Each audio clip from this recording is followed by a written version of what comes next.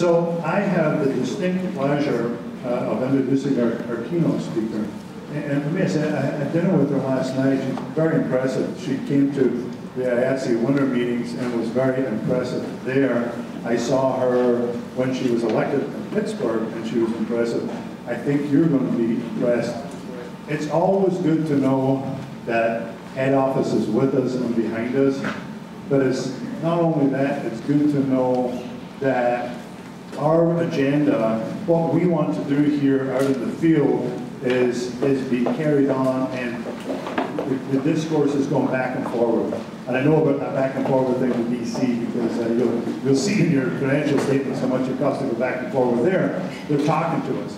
And what they're talking to us is things that we want to hear, because I think the new leadership at the head of the AFL-CIO has our working family agenda and concern not only for states with high union density, but states like New Mexico, where frankly, we're a little less. We're not Ohio, Pennsylvania. We're not a battleground state this year, although it's important we keep our eye on the ball. I think you'll find that Liz Schuler speaks our language, and she's certainly speaking here in the Hall of Labor. So, brothers and sisters, you need to welcome Secretary Treasurer of the AFL-CIO Liz Schuler.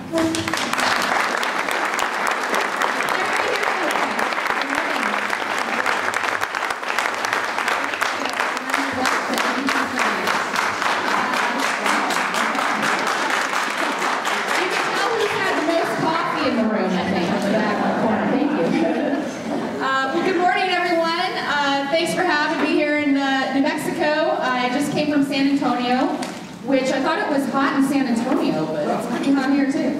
But not as hot as Washington, D.C. It was 107 when I left. So, yeah, exactly. So I want to thank, obviously, John for his leadership. This man is the Energizer Bunny visited right here. And for Maxine as well and the team, the passion, the commitment, it's just truly, we are so grateful to all of you. And thank you for your leadership. Yes. We miss Christine, of course, but we are excited you're here as well. And I want to thank Tom from the UA for opening your hall. It's been a while since I've actually been to a convention in a union hall. And I gotta say, I feel right at home, and there's nothing like having a good old-fashioned union meeting, right? Right. I know Christine's in a race for the legislature, and we're gonna, yeah, go ahead. So Christine, and then Emily Kane is someone I really want to meet. I know she's coming today, but also these union, hardworking people running for the legislature just makes my heart feel good. So union women. Union women. All right.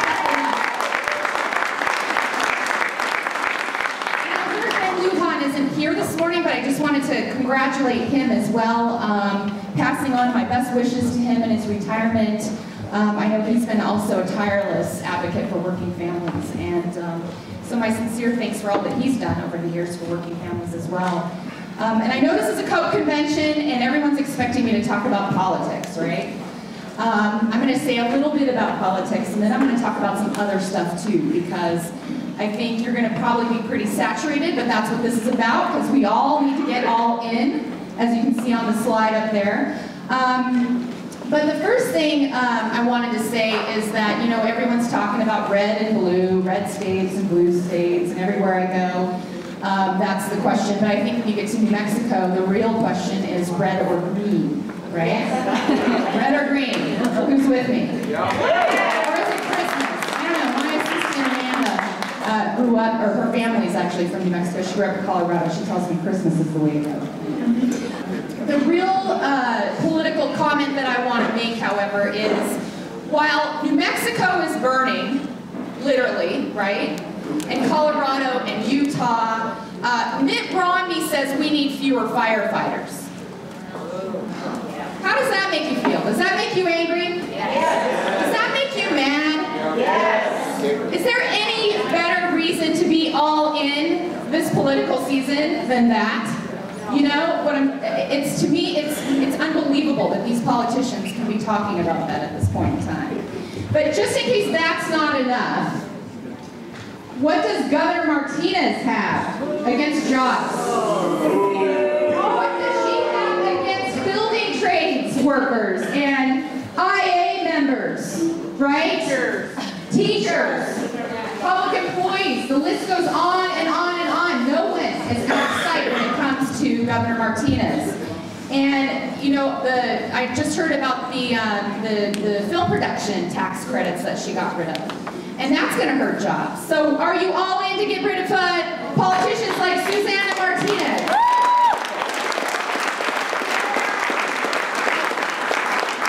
And I say all in, right? What does that mean? What's the critical phrase there?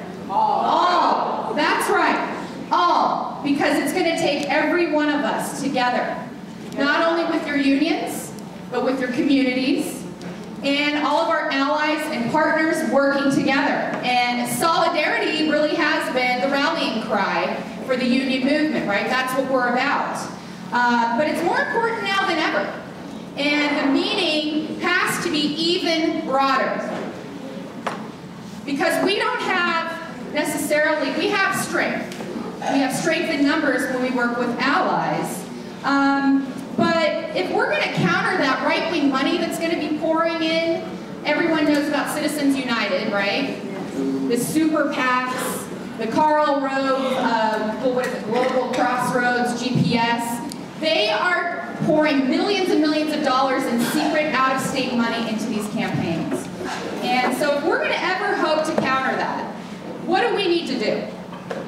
We need to get the people power, right? We can't go it alone. Our strength is people power and our ability to put feet on the street heat, as they say, right? And so we have to have that successful ground operation in order to beat those politicians and those right-wing money machines. And sisters and brothers, we are going to need that more than ever this election cycle. And it's not going to be easy to put that together. Let me show you something truly sobering. Can everyone see that on the screen? Everyone see that?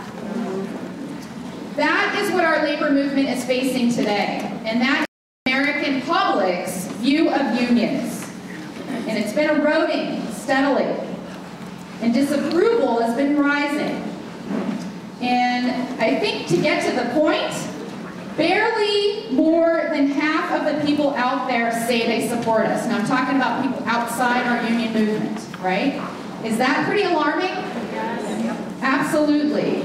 And I know that everywhere I travel, and I'm sure everyone here encounters this when you go to events or functions with people that aren't in the labor movement. I get on an airplane several times a week. The first thing someone asks you, what do you do? So I say, I work for the union movement.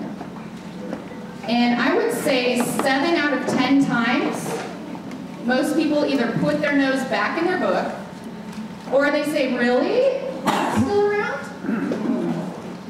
The other 3 are just completely clueless. They don't even know what the AFL-CIO is. Often it's young people, they're like, oh, that thing with the duck.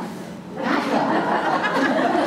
this is where we are. Every once in a while, though, I have someone that's like, yeah, union movement, I love unions, but it's too rare. And we have to do something about them.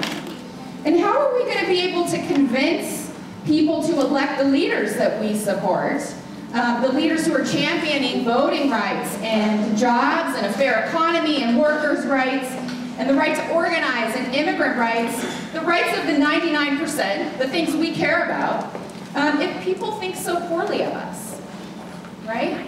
How are we going to do that? And so anyone who takes a look at that slide and isn't alarmed and isn't woken up immediately to this problem, and the fact that we got to do something about this, is on autopilot or asleep or something. And we do know how we got to this point, don't we? For decades, we've been facing attacks. We've been facing attacks against our very basic rights of collective bargaining and freedom of association, from unscrupulous employers, from politicians who are beholden to those unscrupulous employers, from the right-wing media machine, and, you know, Tea Party politicians, of course, like Scott Walker. I need a hiss. All right. who claim that teachers and auto workers and firefighters and construction workers are the ones to blame for the downturn in the economy. It's startling. It's unbelievable. And so with lower union density, as our numbers have shrunk, fewer people have a family member or someone they know who could counter those smear images and those messages. So we know we do good work, but a lot of other people don't.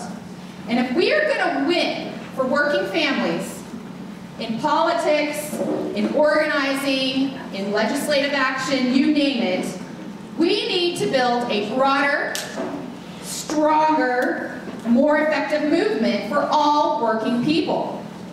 Union and non-union, right? Right. Stronger, more broader. Right. And to do that, we have to reconnect to the public. And we've been doing a lot of research on how we need to do this and how to essentially reintroduce unions to the public. And first, we identified a set of stereotypes that people hold. Anybody have any ideas what those stereotypes are? Thug? Anybody else? Greedy? Lazy. I hear that one a lot. Okay, I'm hearing a few mumblings out there. But the point being, there's a lot of them out there, right? A lot of stereotypes. What about that we're parochial, that we only care about ourselves and our members? We don't care about working people. That's a huge misperception. What about that we're old-fashioned and backward-looking, that maybe we were useful once, but the economy really it doesn't need unions anymore? You heard that one? What about, I heard lazy. A lot of people say, oh yeah, you're only protecting the people who don't want to work. The other one is that unions are all about fighting and confrontation and getting in people's faces and being adversarial instead of solutions-oriented. Does anyone in here think that you come to the table with solutions? That's right. But nobody knows it, right? They're buying into those stereotypes. And that is not who we are, right? We're not those stereotypes. But how do we convince the public? So we realized that we have to do more than just toot our own horn. That's our instinct, right? We want to go in and we want to tell people why they should be a part of a union. You need to join a union because you're going to make more money, or you're going to have a great pension or great health care. And those are all obviously fabulous reasons. But the people out there have closed their ears to us based on these stereotypes, and they can't hear what we're saying. So we need to take a step back, and we need to reconnect with people based on shared values. The politicians in the room know what I mean. What do I mean about values? What are some of those values that we stand for? Honesty. Loyalty. Family. Fairness. Equality. Voice. Justice. Middle class, right? For whatever reason, the public doesn't see the union movement as standing for those things. Can you believe it? What do you do every day? You're fighting for these things. But for whatever reason, the public's ears are closed. And so we, through our research, have discovered we have got to take a step back and reconnect with people on those values. Let's talk about those values. And let me show you what I mean. We have a 30-second TV spot I want to show that aims to reconnect with people based on those values. And a lot of people think the message is kind of soft. But at the same time, if our messaging, for the past 30 years hasn't been working, that hard sell, maybe we should try something a little different, a little new. So let's take a look. I know what work is. Work is what we do to better ourselves, to support our families, our towns, our cities, our country. Work doesn't separate. It's what binds us together. I teach your kid. He fixes my car. He builds my city. She keeps it safe. Work is what connects us. All of us. Okay, that's the 30-second version. And this is 30 seconds to show We do better ourselves, to support our families, our towns, our cities, Work doesn't separate. It's what binds us together. I teach your kid. You fix my car. He builds my city. She keeps it safe. Work is what connects us. All of us. We also ran it in Spanish. It's a test mark. Okay, clap. And I have to say the message is so simple that we almost trip over it. It's like right there in our faces. That we need to reclaim the notion that unions stand for work. Hard work, the dignity and respect that work deserves. And that everyone we've talked to, that just resonates, right? Because you take pride in what you do. And no matter if you're just showing up to the job, you're actually doing something that affects somebody else, right? So, for example, you have the bus driver who has the important responsibility of driving people to the office building where IT professionals and folks are churning out work in their offices. And that office building would not be there without erecting the steel and all the construction that goes into that office building. And maybe while it was built, there was a reporter covering the construction of this amazing building. And that woman or man's daughter is being cared for by a daycare provider who's doing an important job to enable her to do hers. So work is really what connects all of us, no matter if you're in a union or not, right? So getting back to this idea that we're all connected, we're all stronger together, and we showed this in 3 pilot cities, in Pittsburgh, Pennsylvania, Portland, Oregon, and Austin, Texas. And it was amazing to see how attitudes changed toward unions once people could take a step back and say, is that what the union stands for? Wow, I didn't know that. So we know, though, that we've got to do more than just a fancy ad, right, to transform the way people see us. And that is going to take actions on the ground. And that's what you're all about, right? Actions on the ground that show that we are a broad, inclusive, worker-driven movement. And we have to counter those stereotypes by lifting up what we do every day. And in some cases, we have to look in the mirror, right, and change our behavior. Someone said honesty, transparency. So perhaps, that's something we look at. Are we being the most transparent and honest organizations, the most democratic organizations? Are we standing for quality? Are we lifting up those things that we truly believe in? And when we're not, we need to change our own behavior. So this is where we start putting our values into motion, right? That we are really a community partner to counter that stereotype that we're just in it for ourselves. So showing that we actually represent working people. Wow, what a concept, right? People sometimes think we're an institution with just elected leaders, but we actually represent people. And so when you're at a press conference, for example, why not have a member be the face of that issue? Say it's unemployment. Let's have an unemployed worker be up there talking to the public. And people actually really connect with that, and they see exactly who we are and who we represent. The fact that we stand for high quality public good and we help workers advance for the jobs of tomorrow. We're not stuck in the past. We're actually on cutting edge, we have cutting edge training programs. Raise your hand if you have a training program. Okay, there are a few out there. I would say the building trades is a great example with apprenticeship programs. The union movement is the second largest provider of training in the country behind the military. Did anyone know that? If you didn't know it, the public sure doesn't know it, right? We need to get out there and start talking about it. So think about what you're doing on the ground, the charitable work, all of the good, positive stories that go on that nobody knows about, and start lifting those up. Will you do that? Yes. I didn't hear you. Will you? All right. Thank you. We want to be your partner in that. And if we're going to mobilize people beyond our traditional union house, and we've got to be that bigger, broader movement, right? We need to engage in bigger and broader ways. And how many times do we go out there and work with a community organization?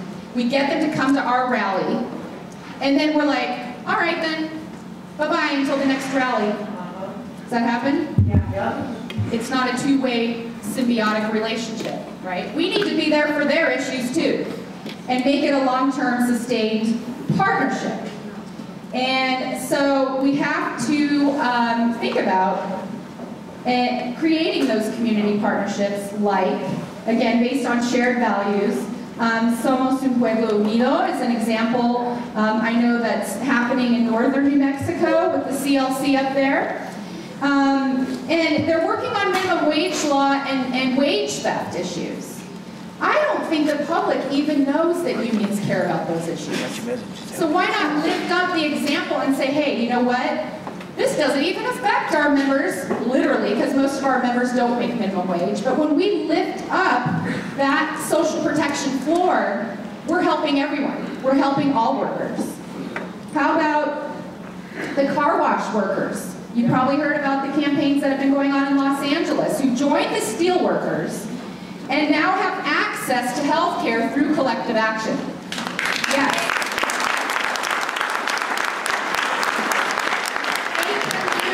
Partnership was the engine behind that. And it was the power behind a big voter registration drive in that area as well. You see the value of engaging non-union community in pretty much everything Working America does, right? Around here in New Mexico, let's talk that up. And let's think about Wisconsin, right? You had, what, 10,000 people a day? Can you imagine that in New Mexico? Oh my God.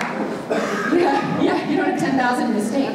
But we don't want a Wisconsin, scenario here, obviously, in New Mexico. We're going to prevent that from happening by electing good working family politicians. But this was what you saw in Wisconsin on those cold winter days. People showing up. Do you think those are all union members? No! These are seniors and environmental activists and young people and people from all across the community coming out to support union members, right? And teachers and firefighters and snowplow operators, of course, were the face of that Wisconsin uprising. And that's what I mean about getting the members out in front, right? You very rarely saw an elected union leader in front of a camera in Wisconsin. You had those people, the members out there, talking about how they were being villainized every day.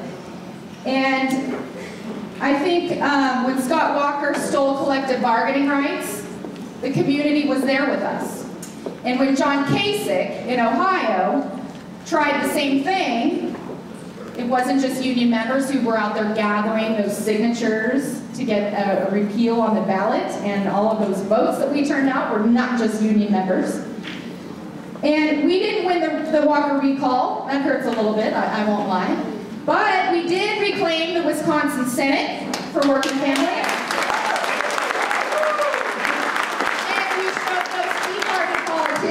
Right? If you come after collective bargaining, you're going to be confronting a bigger, stronger, broader movement. And if you watch the coverage in Wisconsin, anybody watching on TV? Yes. It's a trick question. Everyone's hand should be up. Those massive demonstrations in Wisconsin were some of the most heartening things we saw. And what was most heartening about it to me, and all the work that we've been trying to do to get young people involved in the labor movement, was watching the students. The students were the ones that went in that Capitol and they said, we are not leaving. And the labor movement was outside, right? They were like, what's going on in there? And the students had the courage. They were the ones leading the charge, and then the labor movement followed. So I will give it to those young people who had the energy and the courage and the enthusiasm to really lead the way. And I think hopefully everyone knows that we're trying to do the same thing in the labor movement. And we have been trying to involve young people and trying to get them into leadership roles and trainings and establishing their own young worker groups. And from what I've been told, Joelle, is he in the room? From the northern New Mexico CLC? Yes, yes. Oh, I'm sorry. Central, I apologize. Central New Mexico. Okay, the space right here. Yes. Stand up. All right. So Joel Villarreal is leading the charge in forming a young worker group, I believe, with Chelsea from Working America. Is that right? Yes. We need to support this effort. Everyone here should pledge, if you're in the area, and hopefully this will start in other areas as well, to help make this happen. Get your young members and the young people in the communities active and involved in this effort. And I'll tell you, this is what it was like in Wisconsin. And as I travel around and talk to young workers, and I was just out in Washington State recently, they have a group called YEL, Young Emerging Labor Leaders. How appropriate is that, right? YEL said, you know, we are all about action, we are all about making change and getting serious, but we also know how to have a good time. So this is how they get people to turn out to phone banks. Yeah. They go out and do paintball.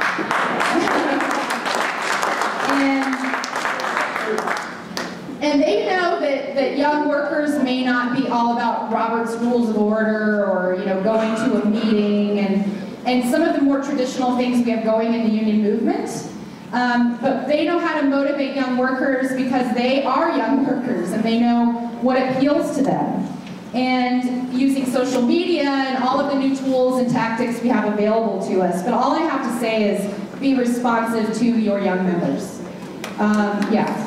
Lori's clapping. Thank you, Lori. Put their issues front and center in your bargaining, in your advocacy, and make sure they see that. Make sure that they have a champion in you. And if they don't fit the traditional union member mold, maybe it's time to look at the mold, right? Maybe it's time to change the mold. Get rid of the mold. I don't know. Start over.